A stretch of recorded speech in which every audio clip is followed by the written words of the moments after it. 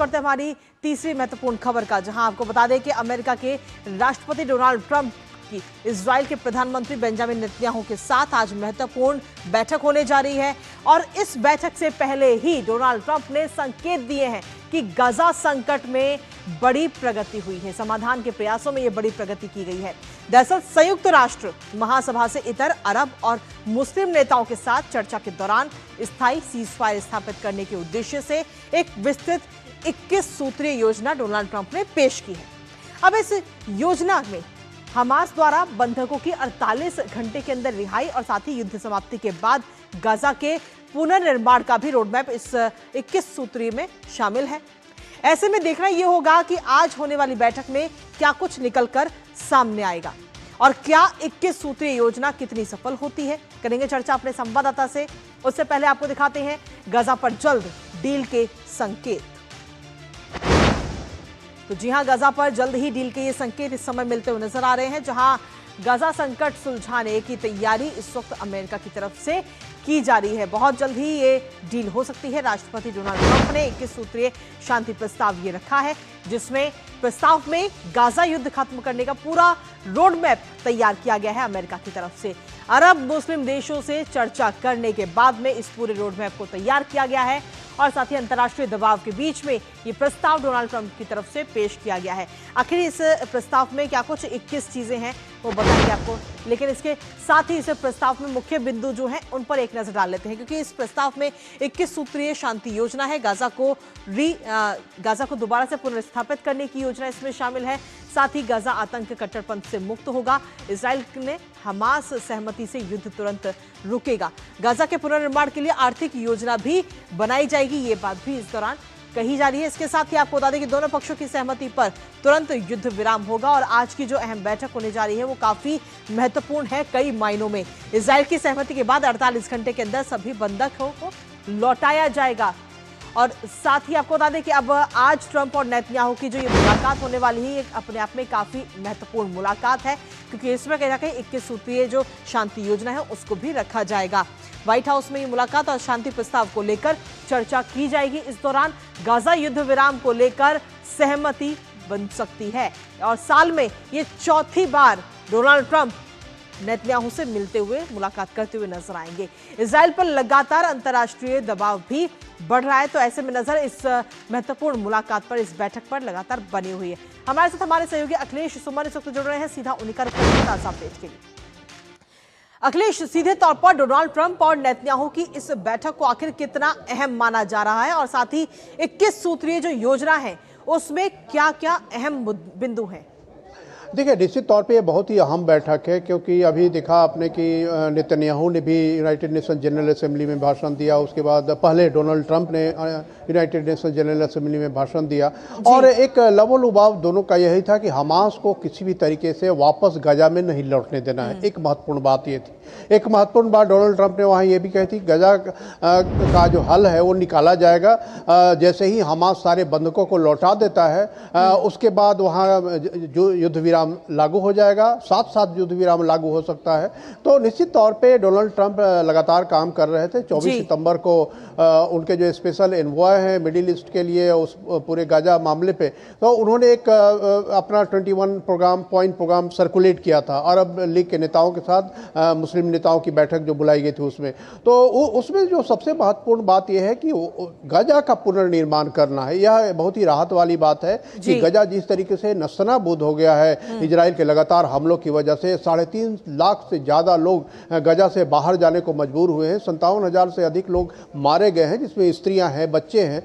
तो एक आशा की किरण दिखाई पड़ती है कि गाजा के लोग फिर वापस लौट सकते हैं, जो लोग वहाँ से वापस चले गए थे। लोगों को ऐसा लग रहा था कि नेतन्याहू जिस तरीके से बोल रहे हैं अब पूरी तरह से वहाँ इजराइल कब्जा कर लेगा, लेकिन डोनाल्ड ट्रंप ने कहा कि ऐसा नहीं होने जा रहा है, हम इस बात की गारंटी करेंगे। तो यह एक राहत वाली बात है। अब निश्चित तौर पे अब हमास के हाथ में ये पूरा है कि हमास कितनी जल्दी होस्टेजेज को जो बंधक बनाए जो है इजरायली नागरिक उसको कितनी जल्दी लौटाता है। अगर वो जल्दी लौटा देता है तो निश्चित तौर पे युद्ध विराम की दिशा में आगे बढ़ेगा, क्योंकि डोनाल्ड ट्रंप का एक बड़ा लक्ष्य, व्यक्तिगत लक्ष्य भी यह है कि इस मामले को जितनी जल्दी वो शांत करेंगे उतनी जल्दी उनको अपना जो नोबेल पीस प्राइज लेने की जो आकांक्षा है उस आकांक्षा को भी उनको बल मिलेगा। तो उनकी व्यक्तिगत रुचि भी इस बात में है और इसीलिए नेतन्याहू के साथ जो बैठक होगी उसमें एक व्यवहारिक रास्ता निकालने की कोशिश करेंगे डोनाल्ड ट्रंप। और अभी आपने देखा कि इसके पैरेलल एक और प्रयास चल रहा था कि गीता वहां बनाया जाएगा, गजा इंटरनेशनल ट्रांजिशनल अथॉरिटी, जिसमें कि टोनी ब्लेयर जो ब्रिटेन के पूर्व प्रधानमंत्री है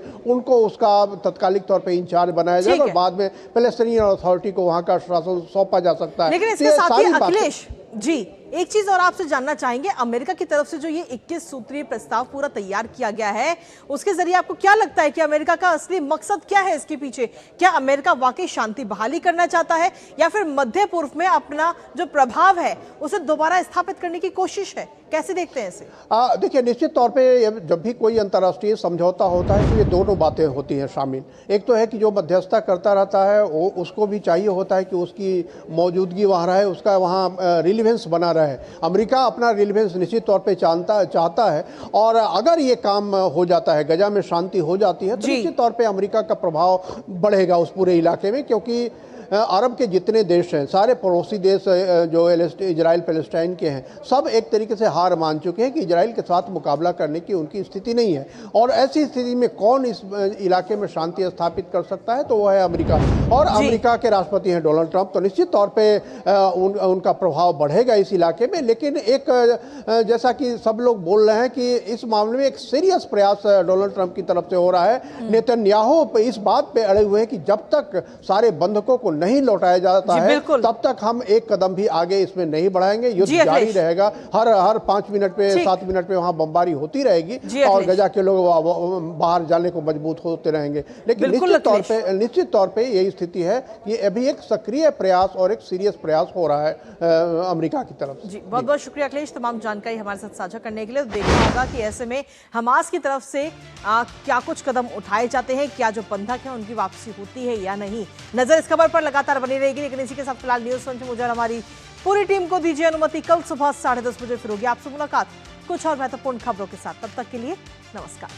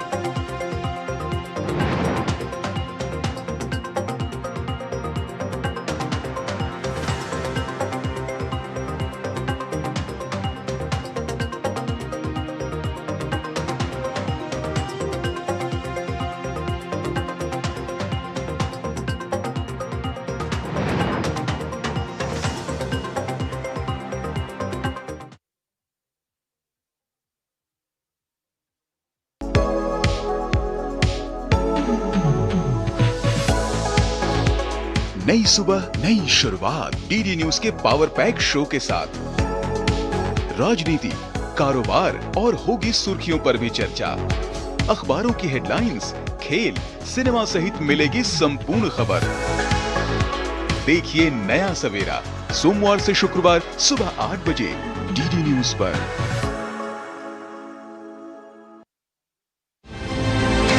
राष्ट्रीय खबरें हो या अंतर्राष्ट्रीय मुद्दे की बात, राजनीति से जुड़ा हर पहलू, साथ ही बिजनेस का उतार चढ़ाव, खेल जगत की अपडेट से लेकर मनोरंजन की छोटी बड़ी हलचल, वहीं बड़ी खबरों की संपूर्ण कवरेज, ताकि आप रहें खबरों के बीच। देखिए मिड डे प्राइम सोमवार से शुक्रवार दोपहर 1 बजे।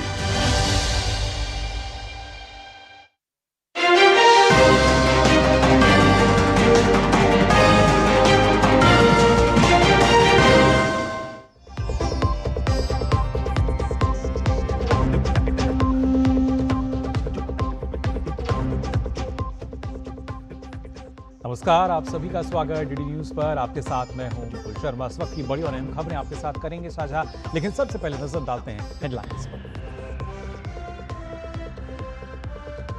बिहार को मिली रेल कनेक्टिविटी की बड़ी सौगात। रेल मंत्री अश्विनी वैष्णव ने 3 नई अमृत भारत एक्सप्रेस ट्रेन समेत कुल 7 ट्रेनों को दिखाई हरी झंडी।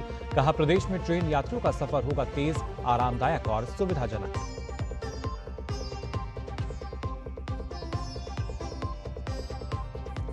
आज दिल्ली प्रदेश भाजपा को मिलेगा नया कार्यालय। प्रधानमंत्री मोदी करेंगे दीनदयाल उपाध्याय मार्ग पर स्थित नए दफ्तर का उद्घाटन।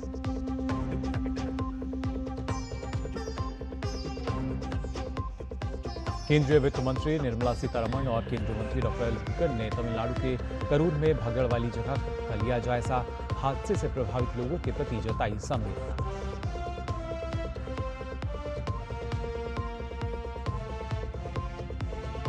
एशिया कप में भारत का बजा डंका। पाकिस्तान को मात देते हुए 9वीं बार खिताब पर जमाया कब्जा। देश भर में जश्न का माहौल। बीसीसीआई की ओर से खिलाड़ियों और स्टाफ के लिए 21 करोड़ रुपए के इनाम की घोषणा।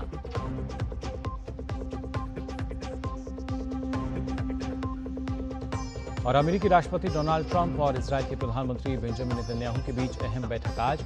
गाजा शांति योजना के प्रस्ताव को अंतिम रूप दिए जाने की उम्मीद।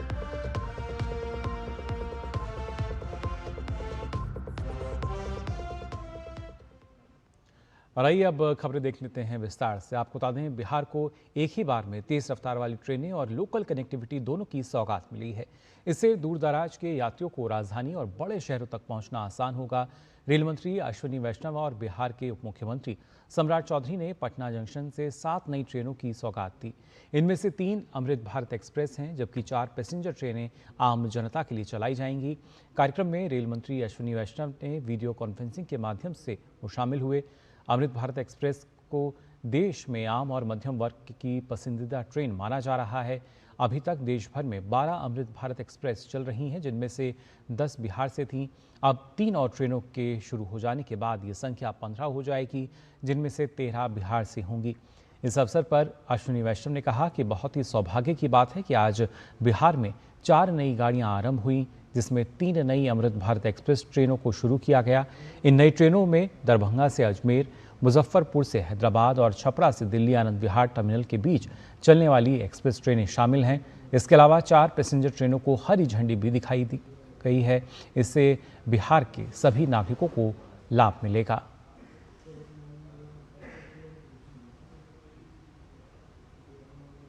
बिहार के परम आदरणीय मुख्यमंत्री श्री नीतीश कुमार जी ने रेलवे का एक ट्रांसफॉर्मेशन किया था अपने समय में। 2014 में जब माननीय प्रधानमंत्री श्री नरेंद्र मोदी जी ने जिम्मेदारी संभाली, तब से उन्होंने रेलवे पे एक नया फोकस लाए और विशेषकर उन सब राज्यों पे फोकस लाए जिन राज्यों में सुविधाएं कम थी।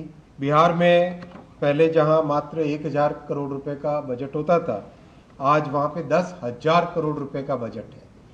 रेलवे का इलेक्ट्रिफिकेशन 100% कर दिया। 1899 किलोमीटर नए ट्रैक बिछाए। आप सबको बहुत बहुत अभिनंदन, बहुत बहुत शुभकामनाएं। इतनी बड़ी प्रधानमंत्री जी के आशीर्वाद से, माननीय मुख्यमंत्री जी के मार्गदर्शन से जिस तरह का बिहार में विकास हो रहा है वो विकास चलता रहे। वहीं बिहार भाजपा के उपाध्यक्ष सम्राट चौधरी ने कहा कि बिहार को 7 नई ट्रेन देकर पीएम मोदी और अश्विनी वैष्णव ने बड़ी सौगात दी है। इससे बिहार को विकास के पंख लगेंगे। अश्विनी वैष्णव जी को, भारत के प्रधानमंत्री नरेंद्र मोदी जी को, मुख्यमंत्री नीतीश कुमार जी को विशेष बधाई देता हूं कि आज 7 ट्रेन चलाकर बिहार के लोगों को दुर्गा फेस्टिवल पर एक अच्छा गिफ्ट देने का काम आप कर रहे हैं, उपहार देने का काम कर रहे हैं। सबको मैं बधाई देता हूं और अश्विनी वैष्णव जी से जरूर आग्रह करूंगा कि इसी तरह बिहार के विकास में आप साथ देते रहिए। प्रधानमंत्री